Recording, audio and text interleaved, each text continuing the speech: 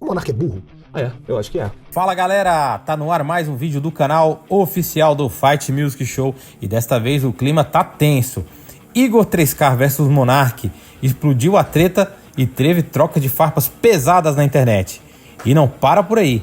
Dois repórteres se estranharam ao vivo durante uma cobertura e rolou empurra-empurra. Então já deixa o seu like, se inscreve no canal e bora ver tudo isso.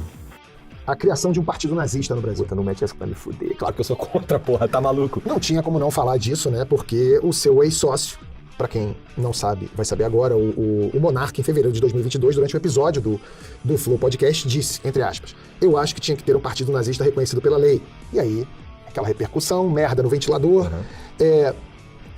E eu imagino, pelo pouco que eu te conheço, que você ali era o adulto na sala. Como é que foi isso pra você, ir pro Flow? Vamos lá. Essas aspas aí, um pouquinho antes, o Monark ele fala assim, cara, nazismo é do mal, é do diabo, não devia existir e tudo mais, mas o ponto era, se existe um partido de extrema esquerda, na opinião dele, deveria poder existir um partido de extrema direita, só que em vez de falar isso, ele falou um partido nazista, né? Esse pedacinho aí foi pra internet, virou um corte no Twitter, e aí ele acabou a minha vida. Acabou a sua vida? A minha vida acabou por um período ali, de verdade. Porque imagina que no dia seguinte eu já não tinha mais nada. Mas nada o quê? Nada, eu só podia entrar no meu estúdio e fazer um programa, era só isso que eu podia fazer, porque eu não tinha... Todos os parceiros que a gente tinha foram embora. Saíram, abandonaram o programa? Todos, tudo. Mesmo a gente fazendo tudo que a gente fez, porque o Monark ele sai do Flow, que dia que você falou que foi isso daí? Foi em fevereiro de 22. Dia 7 de fevereiro de 2022. No dia 8 de fevereiro de 2022, meio-dia, não tinha mais Monark no Flow, sabe? E assim, eu entendo que putz, a galera ficou, nossa, cara, porra, como é que tu deixa isso acontecer, que não sei o quê e tal, mas a gente fez tudo que a gente podia fazer porque a gente tinha que fazer, né? Então, o lance é que a gente, além de perder tudo nisso daí, no dia seguinte, no final da semana, a gente perde a monetização de 7 canais, o que não faz muito sentido, mas já aconteceu. E isso atrapalhou a nossa vida de um jeito, atrapalhou a minha vida. E eu falo nossa, quando eu falo nossa, eu falo galera que tá comigo lá hoje. Muito profundamente. Então, felizmente, naquele ano deu pra reconstruir a parte... Porque o Flow, eu tinha o objetivo de conversar em 2022 com os presidenciáveis, né? E no início do ano, o Jean, que é um dos caras que começou o Flow lá comigo, que tá comigo até hoje, ele recebe, sempre no dia primeiro, ele recebe uma mensagem do além, pra quem acredita, tá ligado? Dizendo mais ou menos o tema daquele ano ali. E desde 2022 era desafio. E depois ele foi me falar, cara, eu achava que o desafio era pra gente falar com os presidenciáveis e tal. Não, veio bem mais Era sobreviver. E aí, quando dá toda essa merda, a reputação do meu programa vai pro chão. Eu não tenho mais... Nesse sentido, a única coisa que eu podia fazer era chegar lá e fazer o meu programa. Era só isso que eu podia fazer, sabe? E tentar sobreviver procurando parceiros e grana no mercado e desesperadamente tentando manter aquilo ali existindo porque eu acredito muito, sabe? Uhum. Então, cara, eu trabalhei aquele ano ali inteiro tentando fazer com que resolver um problema de reputação para que eu pudesse chegar no final do ano ou na época das eleições e conversar com os presidenciáveis. Então deu tudo certo nesse sentido aí. Putz, a gente conseguimos reverter desse jeito aí. O que a gente carrega até hoje, de certa forma, o fato de ter sobrevivido, né? Porque não foi barato sobreviver. Então, perdeu-se muito dinheiro. Perdeu-se dinheiro, perdeu-se acesso a pessoas, perdeu-se acesso a, sei lá, nichos inteiros, assim, ficaram mais difíceis de acessar. De entrar, porque virou um estigma. Duas coisas. A primeira, você acha que foi uma reação exagerada? Acho que foi uma reação exagerada, porque, cara, já tem 3 anos e meio que isso aconteceu, sabe? Uhum. E a gente tá falando isso aqui agora. Sim. Eu acho que a sociedade tinha todo... Mas eu acho, é porque o nazismo também aconteceu há muito mais tempo, a gente tá falando disso até hoje. Isso até hoje. E quando um cara tá com um microfone na mão, num lugar de extrema relevância, de alcance, e fala um negócio desse, é natural que as pessoas... Eu também acho. O lance é que a gente fez tudo que dava pra gente fazer pra assim, olha, gente, o Monark falou assim, não é que eu não estou escorraçando o Monark, tá? A gente só tem esse, na época, assim, inclusive agora também nunca falei mal do Monark na internet.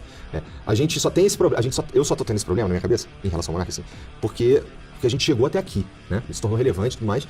E o Monark, ele, não é que eu tô escorraçando ele, mas a gente não concorda com o que ele tá falando, né? Isso que ele falou aqui não foi endossado por mim, não foi endossado por ninguém que tava na mesa, inclusive, tá ligado? Todo mundo ficou chocado, ficou, cara, calma, isso aqui. Fomos por outro caminho.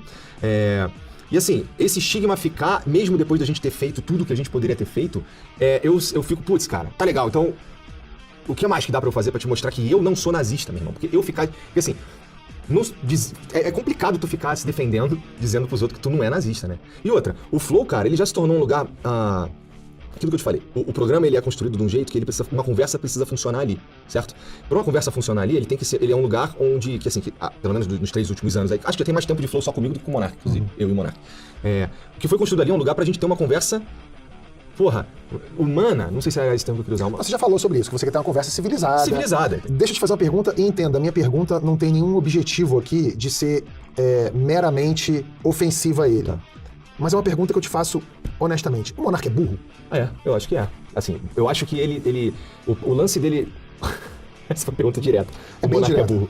Eu acho que o Monark enxerga o mundo de um jeito muito particular. Então, eu tô perguntando isso porque eu fui no Flow uma vez e também viralizou um clipe que tinha lá com a gente discutindo sobre racismo. E como viralizou, as pessoas pegam um trecho, às vezes colocam fora de contexto e tal. E muita gente me perguntava, mas ele é racista mesmo? Mas ele é sei lá o quê mesmo? Eu não conheço o Monark, não sou próximo dele nem nada. Tive com vocês só aquela vez e nunca mais. E eu sempre respondi assim... Olha, ele não me parece ser um cara... Você não pode botar a mão no fogo por ninguém, mas eu falei, ele não me parece ser um cara racista, ele não me parece ser um cara nazista, ele me parece ser um cara burro. Ele me parece ser um cara que, no fim das contas, ele só quer fumar a maconha dele sem ninguém encher o saco dele, nem que para isso precise ter um partido nazista no Brasil, que não faz o menor sentido, sabe? Que é uma coisa que a gente vê em correligionários de uma certa corrente política, que é aquela história do o cara que é conservador, mas permite uma surubinha, o cara que é patriota, mas quer que os Estados Unidos invadam o Brasil, o cara que é religioso, mas achou bom que o Papa comunista morreu, que é um paradoxo gigante. Então ele me parece estar mais nesse lugar do que no lugar do malvado, do maquiavélico. Ele me parece ser um cara despreparado para estar ali com você. E aí eu emendo na pergunta, já que ele é burro, por que você começou essa empreitada com ele naquela posição que ele estava? Você achou que ele seria uma personagem de trazer a conversa para um lugar que você não iria? Você achou que ele iria trazer um público que você não tinha chance de trazer?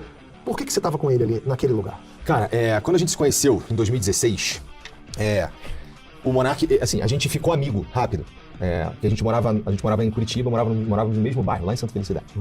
E eu tava fazendo vídeo de jogo e ele tinha parado de fazer internet, ele tava com uma produtora, não sei o quê, e tava na casa dele lá fazendo outra coisa. E a gente conversava muito.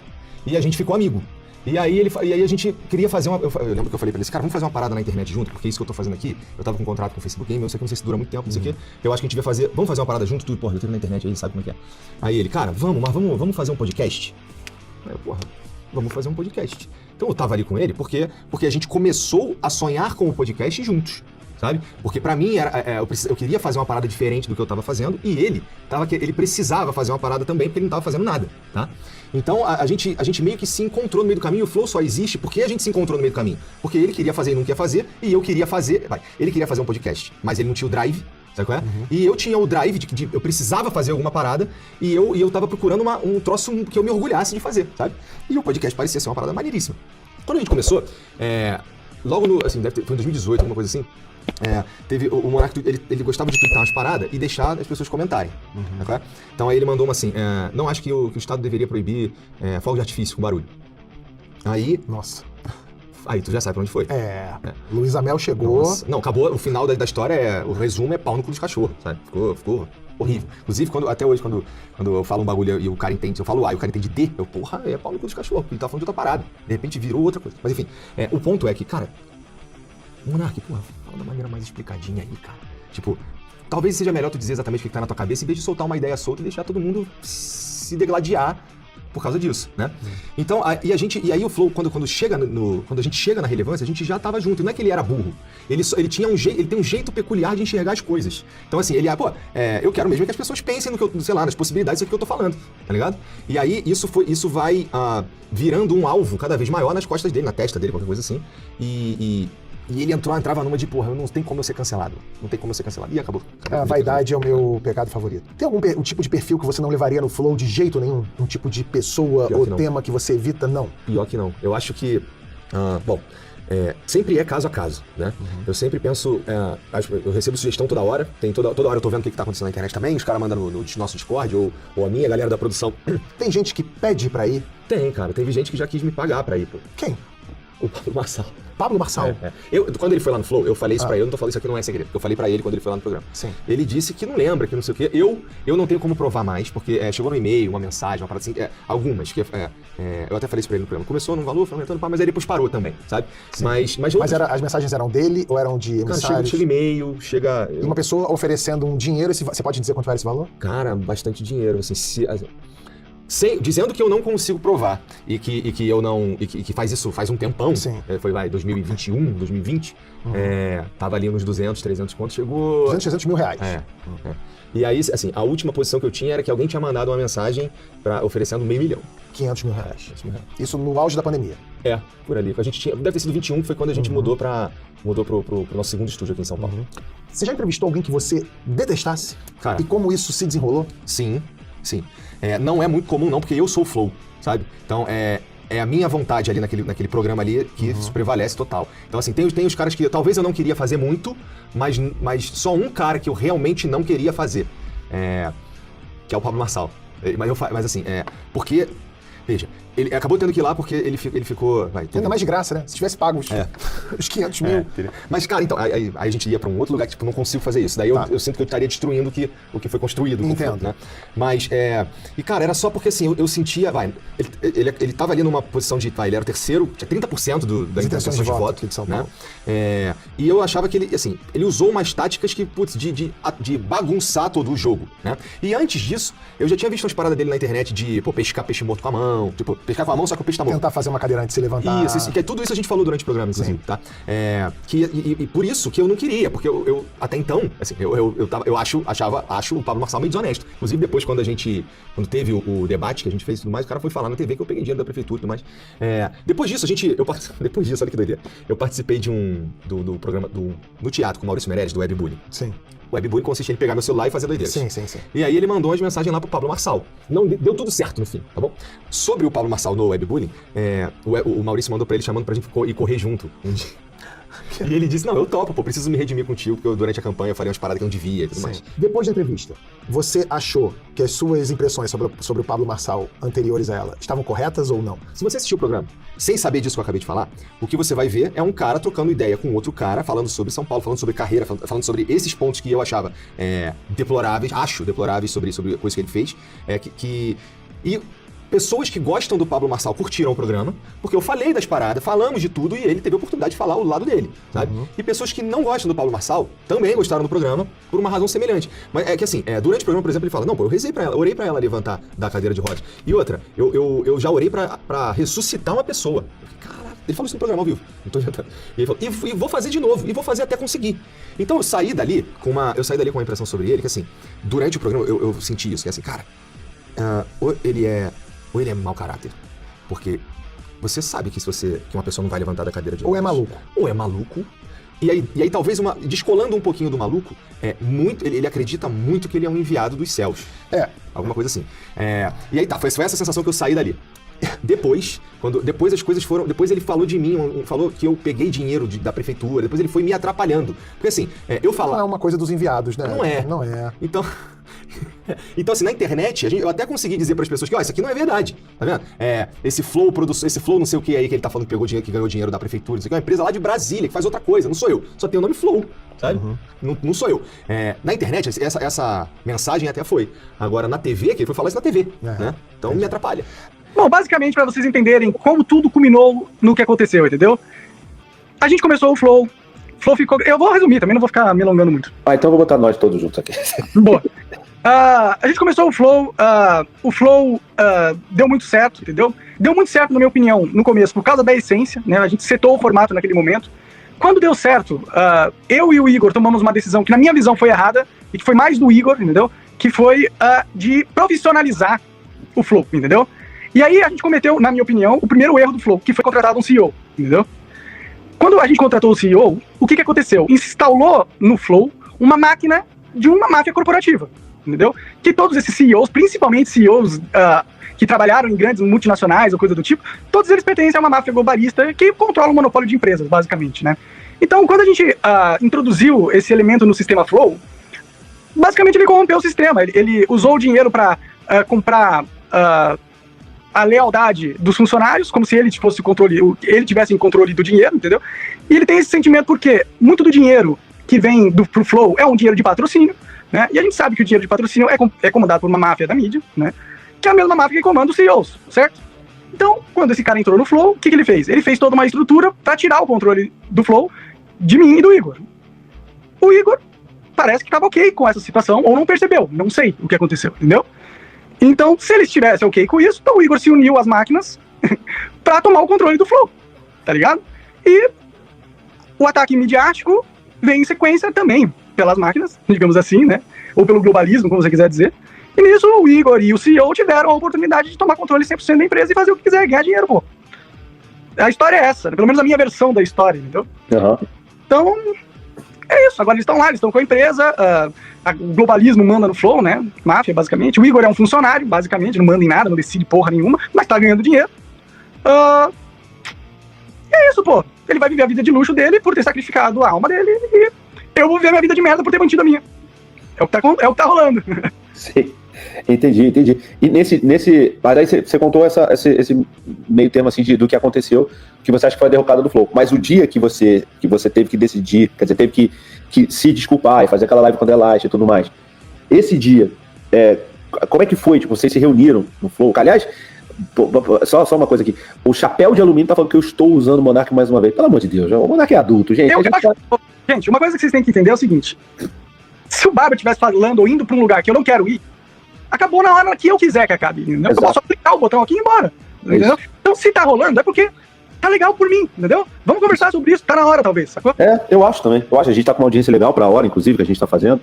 Aí ele... Monark, o Barba é um sanguessuga, vai embora. Sai fora, o chapéu de alumínio. O Barba gosta de audiência, ele tem um podcast. Quem tem um podcast tem que gostar de audiência, né? Faz parte. Isso não é errado do Barba, pô. Isso não é o errado do Barba, fica tranquilo. Tem outras coisas. Mas então, voltando ao assunto, finalmente o Chapéu de Alumínio aceitou, o Monark é maior de idade, sabe o que tá fazendo, e a gente tá tendo uma conversa aqui como sempre teve. Talvez essa seja a 10ª vez do Monark aqui no BarbaCast, ou até mais. Ele sempre teve uma boa conversa, e quando ele teve que sair, ele saiu mesmo e foda-se, e nem foi pro mercado, mas ele saiu e foda-se. Então, ninguém obriga o Monark a fazer nada, se vocês não entenderam isso. Mas obrigaram. Nesse dia, você foi meio que obrigado a fazer. Eles usaram meus sentimentos, né? Usaram meu desejo de proteção pelo pessoal do Flow, porque até aquele momento eu gostava deles, entendeu? Sim. Eu amava eles, a verdade é essa, entendeu? Quem faz o que eu fiz pelo Igor e pelo Jean é uma pessoa que ama e quer o bem delas, né? É só você ver a posição que eu deixei eles. Certo? Então, eu não fui obrigado, entendeu? Eu apenas fui ingênuo, coração mole demais, entendeu? E tomei uma decisão estratégica errada na minha carreira em prol de pessoas que eu acreditava que estavam comigo e que eu amava no momento, mas no fim era ilusão, entendeu? Sim, mas quem fez esse convencimento a você, assim, foi o Igor, foi o CEO, foi a rapaziada, foi você que se convenceu numa boa? Eu sabia que era game over. Eu sabia, Barba, que era game over, cara. Entendeu? A partir do momento, o meu erro foi ter deixado o CEO entrar e aumentar a estrutura do Flow, fazer com que a gente não tivesse caixa, entendeu? O que ele fez? Ele chegou lá, aumentou a estrutura pra caralho, com a permissão do Igor, inclusive grande incentivado pelo Igor, né? Então, bicho, era um plano, o plano tava feito, entendeu? O Monark era o problema, sacou? Resolveram o problema, eu saí fora, tô aqui. É isso, bom. Essa é a realidade dos fatos. Cadê a foto? Me fala, me mostra, por favor. Tá aqui. Peraí. Não, dá licença, Grace. Tá louca? Mostra a foto.